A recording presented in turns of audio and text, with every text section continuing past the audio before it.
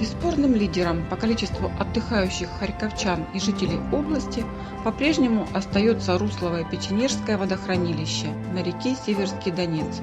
Также его прозвали Салтовским морем.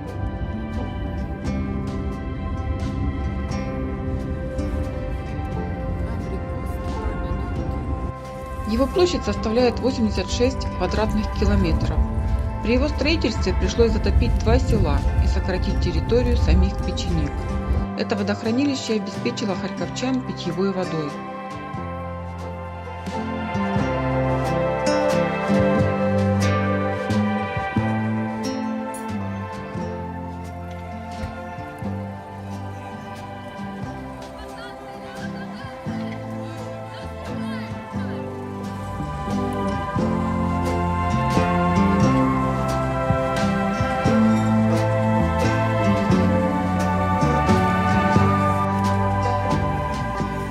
На строительство дополнительного источника водоснабжения для Харькова ушло несколько лет.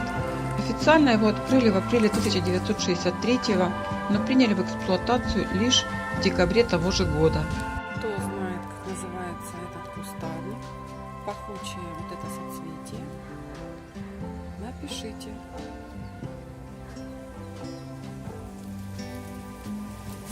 Ну, а я подскажу, это бузина.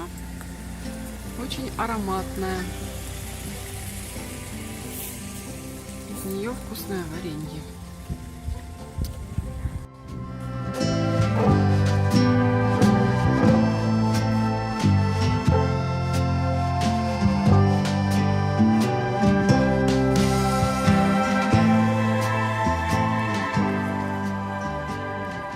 Так сделать. Прежде чем строить водохранилище, специалисты исследовали местность. И оказалось, что здесь идеальное место, не нужно укреплять берега и будущее дно. Грунты и так готовы удерживать воду.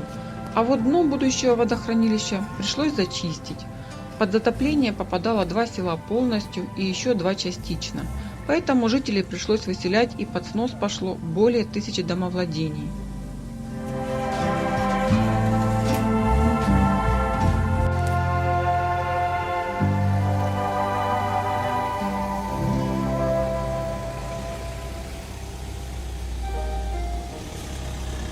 Переселенцы занимались возведением себе жилья самостоятельно, как правило, разбирали старые постройки и перевозили их на новое место.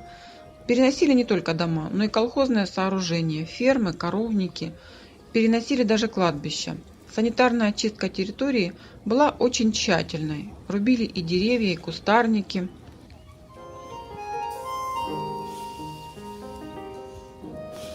Во время строительства водохранилища не обошлось без находок. В 1961 году во время земляных работ строители нашли на месте будущего водоема кости мамонта, зубы, шейный позвонок, кость из ноги.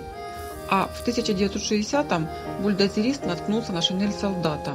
Работы остановили, бережно раскопали это место и обнаружили останки 4 людей. У одного был медальон, по которому установили личность погибшего. Саму находку передали в Харьковский исторический музей. А родителям солдата военком написал письмо, что сын больше не считается без вести пропавшим.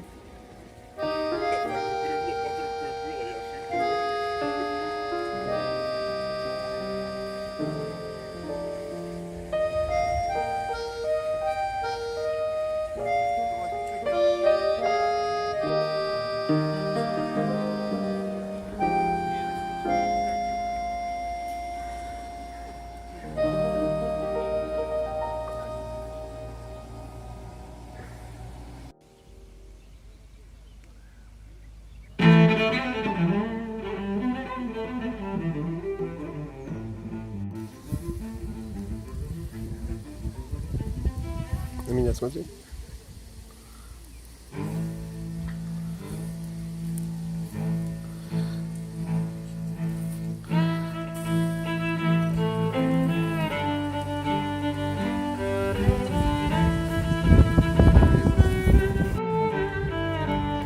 Во время Великой Отечественной войны печенеги дважды становились линией фронта.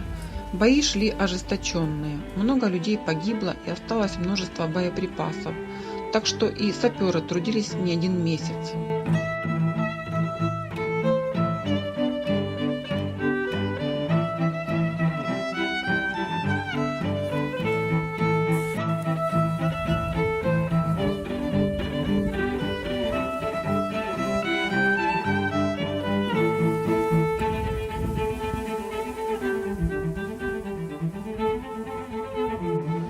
Потом за работу взялись строители, монтировали плотину гидросооружения, рыли котлован, который потом соединили с Северским Донцом. В течение 2 лет водохранилище наполнялось водой, а первый сброс произошел весной 1964 года.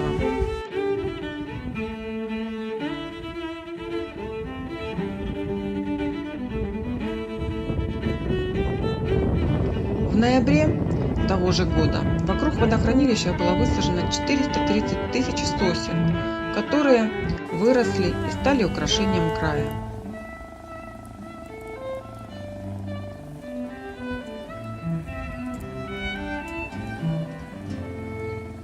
Сейчас на берегу Печенежского водохранилища можно отдохнуть как дикарем, прихватив с собой палатку, мангал и другой инвентарь для пикника, так и цивилизованно, сняв домик или беседку на побережье. Баз отдыха на берегу Печенежского водохранилища настроили на любой вкус и карман.